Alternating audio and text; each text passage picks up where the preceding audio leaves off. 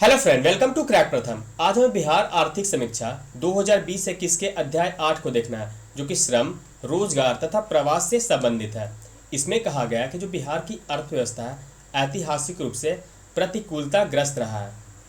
इसके क्या कारण है? इसमें 4 कारण बतलाए गए। पहला, कम उत्पादकता। दूसरा, कम विविधीकृत कृषि। तीसरा, छोटा औद्योगिक आधार। और चौथा जो है, कम लाभप्रद सेवा क्षेत्र। हमने चैप्टर 3 में पढ़ा था, जब हमने कृषि संबंधित पढ़ा था, तो उसमें हमने बतलाया था कि यहाँ जो उत्पादन है कृषि क्षेत्र में वो कम क्यों है। दूसरा, ये जो मान लीजिए ये खेत है, तो इसमें आपने देखा हो कई किसान जो होते हैं वो एक ही प्रकार के कृषि करते हैं, उसके बाद छोटे छोटे करते हैं, लेकिन पूरे स्तर पर नहीं करते हैं, जिस कारण से जो डाइवर्सिटी होता है वो कम होता है। तीसरा, छोटा औद्योगिक आधार क्यों है? विभाजन के बाद क्या हुआ कि झारखंड के पास अधिकांश जो खाद्यान्न क्षेत्र थे वे चले गए। और चौथा, लाभप्रद क्षेत्र। ये जो सर्विस सेक्टर होता है ये हमारे यहाँ काफ़ी छोटे स्तर पर है, जिस कारण से क्या होता है कि यहाँ के लोग प्रवास करने को मजबूर हैं। इसमें बतलाया गया है कि श्रम शक्ति और जनशक्ति का आकार क्या है। बात करें, इसमें एक टर्म है, यहाँ देखिए आप, श्रम बल भागीदारी दर, यानी कि LFPR, labour force participation rate. यह क्या होता है? यह मान लीजिए कुल आबादी है, बिहार का जो कुल आबादी है उसमें कितने प्रतिशत लोग जो है काम कर रहे हैं। मान लीजिए 100% लोग जो आबादी है उसमें कितने परसेंट पुरुष और महिला काम कर रहे हैं। इसमें आप देखेंगे तो यहाँ पे देखिए आप, बिहार का जो 73% पुरुष है, यानी कि लगभग 74%, ये क्या है, काम करते हैं। लेकिन जैसे आप महिलाओं को देखेंगे, ये ग्रामीण क्षेत्र है और शहरी क्षेत्र है। पहले हम ग्रामीण को देखते हैं। ग्रामीण क्षेत्र में 73.5% लोग काम करते हैं, यानी कि पुरुष, और महिलाओं को मात्र 4% महिलाएं काम करती है। इसी प्रकार से कुल व्यक्ति को देखें तो औसत निकला जाएगा 40%।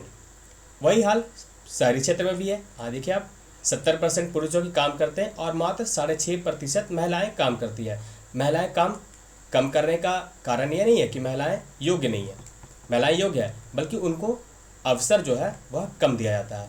अवसर कम होने के कारण ही शहरी क्षेत्र और ग्रामीण क्षेत्र दोनों जगह जो बिहार की महिलाएं हैं वो कम काम कर रही है। वही अगर आप अदर स्टेट में देखेंगे, जैसे आप देखिए उड़ीसा में 25% है ना, छोटे स्तर। यहाँ आपके बगल वाले राज्य उड़ीसा, वहाँ पे है। इसी प्रकार से महाराष्ट्र में देखिए 38% महिलाएं काम करती हैं।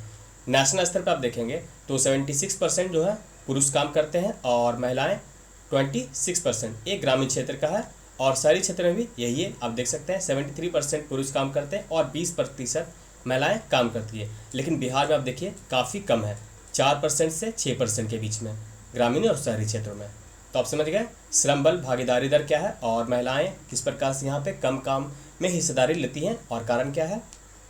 नेक्स्ट है श्रमिक जनसंख्या अनुपात। अभी हमने पढ़ा था क्या, PLFR। वो क्या था कि बिहार की जो आबादी है, यानी कि बिहार की जो भी आबादी है उसमें कितने परसेंट वो काम कर रहे हैं, यानी कि 100% आबादी उसमें कितने परसेंट लोग काम कर रहे हैं। लेकिन श्रमिक जनसंख्या अनुपात क्या होता है कि यह पूरे देश का जो आबादी होता है वो कितना, यानी किसी राज्य का उसमें कितने हिस्सेदारी है। यहाँ पे आप डेफिनेशन देख सकते हैं। इसमें आप देखिए पूरे देश में अगर बात करें तो यहाँ के 66% जो बिहार के लोग हैं, ये ग्रामीण क्षेत्र और ये शहरी क्षेत्र, इसमें पुरुष भाग लेते हैं, लेकिन यहाँ भी महिलाएं कम भाग ले रही है, यानी कि नेशनल स्तर पे आप देख सकते हैं। और यहाँ पे भी वही हाल है।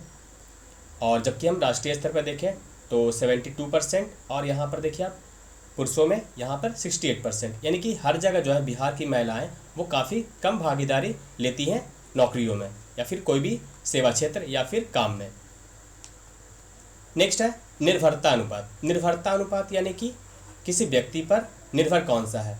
इसमें शामिल कौन होते हैं, जैसे मान लीजिए कामकाजी, ये देखिए यहाँ पर 15 से 59 वर्ष, ये बिहार की इकोनॉमिक में जो सर्वे है उसमें दिया गया। 15 से 59 वर्ष के लोग जो होते हैं वो कामकाजी होते हैं, काम करने वाले। और इनके नीचे यानी कि 0 से 14 वर्ष और इसके बाद 59 से प्लस वाले, यानी कि 59 प्लस वाले क्या होता है, डिपेंडेंट होता है, यानी कि इन पे एक प्रकार से डिपेंड है। तो यही है निर्भरता अनुपात। आप देखेंगे यहाँ पे निर्भरता अनुपात में, तो यहाँ पे देखिए आप बिहार के लगभग 61 पर, यहाँ पे ग्रामीण और शहरी और ये टोटल व्यक्ति को हम एक एक करके देखते हैं। तो बिहार के लोग 61% जो है निर्भर है ये बहुत बड़ा आंकड़ा है, जबकि देश में आप देखेंगे तो 49.5%। इसी प्रकार से शहरी क्षेत्रों में भी जो बिहार के लोग हैं निर्भर है 52.8%। और टोटल व्यक्तियों को देखें तो लगभग 60% लोग क्या है, एक प्रकार से डिपेंडेंट है। तो एक किसी भी राज्य के लिए बहुत बुरी बात होती है।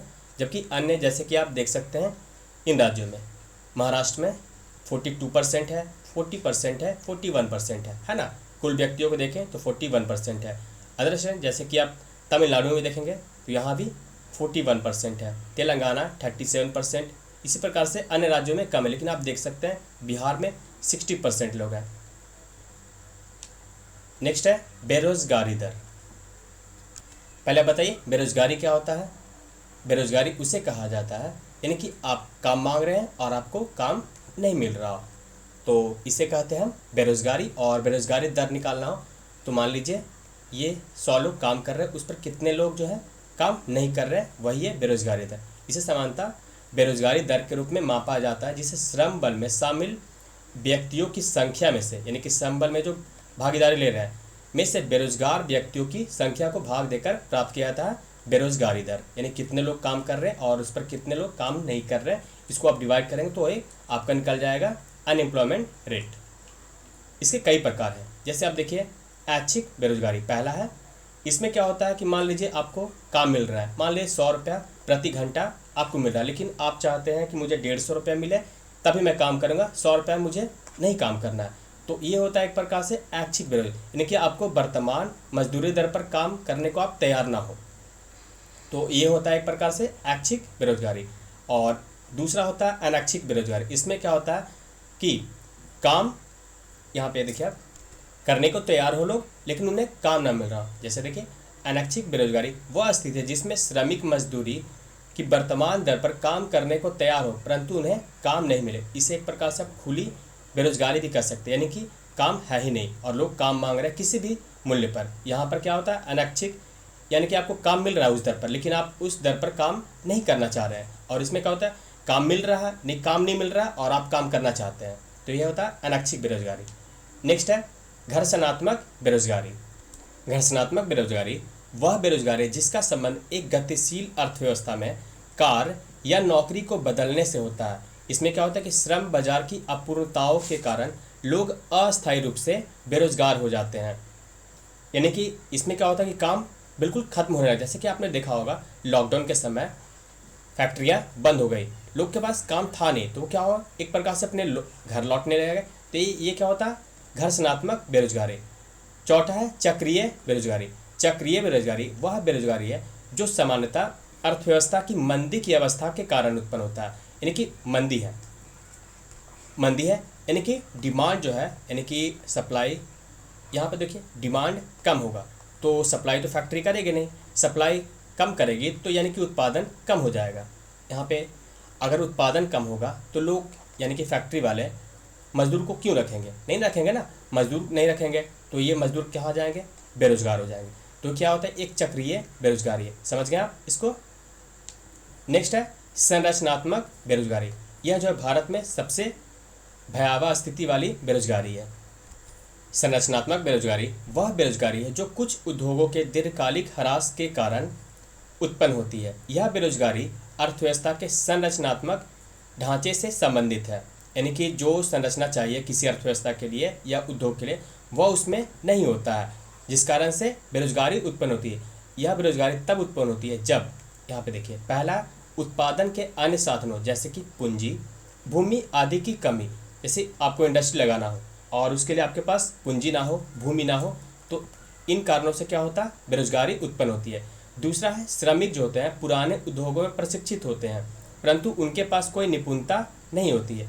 मान लीजिए कि आप कोई जूते बनाने वाले छोटे कंपनी में काम करते थे और आप हाथ से अपने जूते बनाते थे, मतलब आप जूते दिन भर में 10 बनाते थे, लेकिन अब जो है मांग बढ़ गई है ना। तो इसमें क्या होता है एक दिन में 1,000 जूते बनाती है कंपनियां, लाखों बनती है।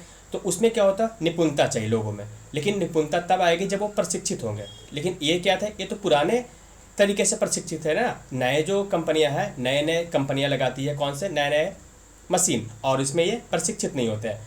तो इस प्रकार से यह बेरोजगारी उत्पन्न होती है। चौथा तीसरा, देश का जो सामाजिक तथा आर्थिक ढांचा पिछड़ा हुआ हो। आपने देखा हो कि भारत में जो पूंजीपति है, यानी कि जो छोटे छोटे कंपनियां, उनके पास पूंजी की काफ़ी कमी होती है और बार बार सरकार से पैसे भी मांगते हैं, जिस कारण से ये रोज़गार उत्पन्न नहीं कर पाते हैं। आपने देखा होगा बार बार सरकार बोलती है रोज़गार उत्पन्न होंगे, है ना। तो ये क्या है, ये सब संरचनात्मक बेरोजगारी में आते हैं। इसके अलावा जब देश की उत्पादन विधि तथा उत्पादित वस्तुओं की प्रकृति में परिवर्तन होता हो और कुछ उद्योग बंद हो जाते हैं। आपने देखा होगा कई सारे उद्योगों को सरकार मर्ज कर रही या फिर प्राइवेटाइजेशन कर रही है, इन्हीं कारणों से, ताकि रोजगार उत्पन्न हो। तो आपने देखा ये संरचनात्मक बेरोजगारी है वह भारत में सबसे बड़ा कारण है। नेक्स्ट है मौसमी बेरोजगारी, यानी कि एक मौसम में आप काम कर रहे हैं, दूसरे मौसम में काम नहीं मिल रहा है। जैसे कि आपने खरीफ, जो मान लीजिए कृषि क्षेत्र को ही ले लेते हैं, तो खरीफ मौसम के समय आपको काम मिल गया और उसके बाद जब मौसम रबी वाला हुआ उसमें आपको काम नहीं मिल रहा है, यानी कि एक प्रकार से मौसमी बेरोजगारी है। नेक्स्ट है तकनीकी बेरोजगारी। इसमें क्या होता है कि तकनीक बदलने के कारण, जैसा हमने अभी देखा ना संरचनात्मक बेरोजगारी में, उसी प्रकार से यह भी आप बोल सकते हैं तकनीकी बेरोजगारी, यानी कि तकनीक जैसी ही बदली, लोग इसमें निपुण होते नहीं है और तकनीक को समझ नहीं पाते हैं, जिस कारण से वो वहाँ से उनको नौकरी से निकाल दिया जाता है। तो ये होता है तकनीकी बेरोजगारी।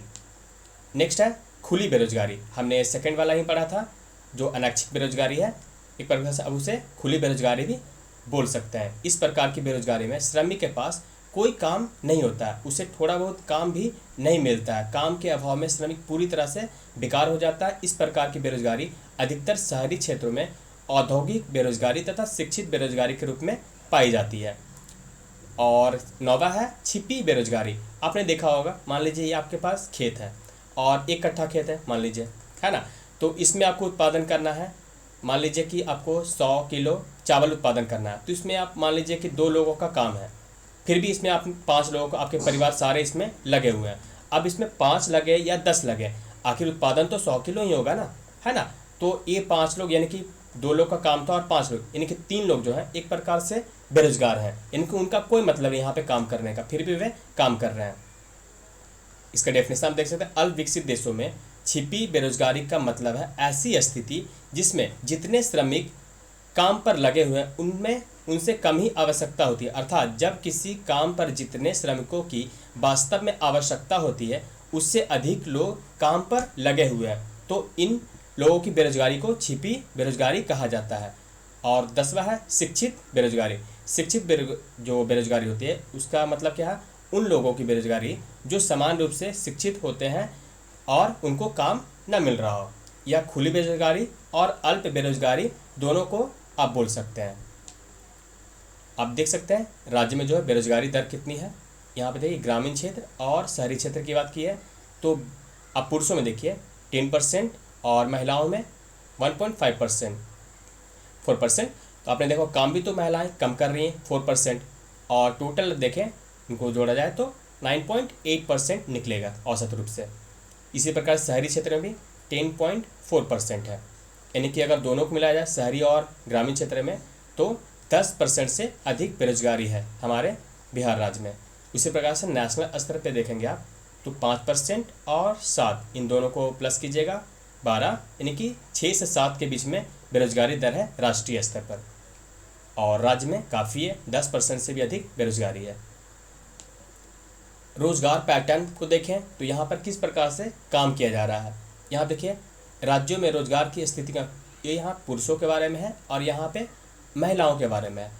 यहाँ पे पुरुषों को देखेंगे तो स्वश्रम काफ़ी अधिक है, 52%, यानी कि 52% लोग है अपने काम करते हैं। इस प्रकार से लगभग 6%, 5% ही बोलिए ये घरेलू काम में है, और स्वनियोजित है 57%।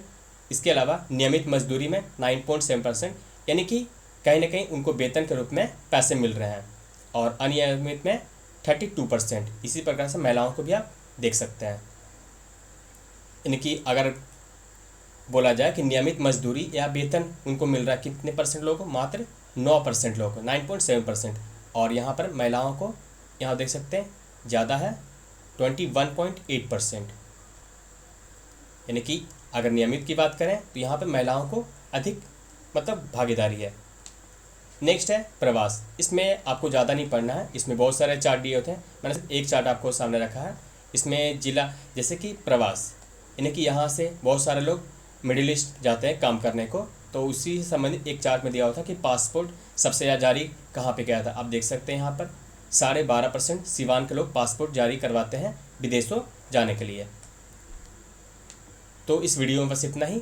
आप इसका जो PDF है वो टेलीग्राम चैनल से आप ज्वाइन कर सकते हैं, और बाकी जो 5 चैप्टर हमारे बच गए, टोटल 13 पढ़ने थे ना, तो 8 तो हो गया हमारा, और 5 जो वो भी आपको 1 या 1.5 सप्ताह में, एक ही सप्ताह मान लीजिए, वो आपको मिल जाएंगे। तो thank you for watching crack प्रथम।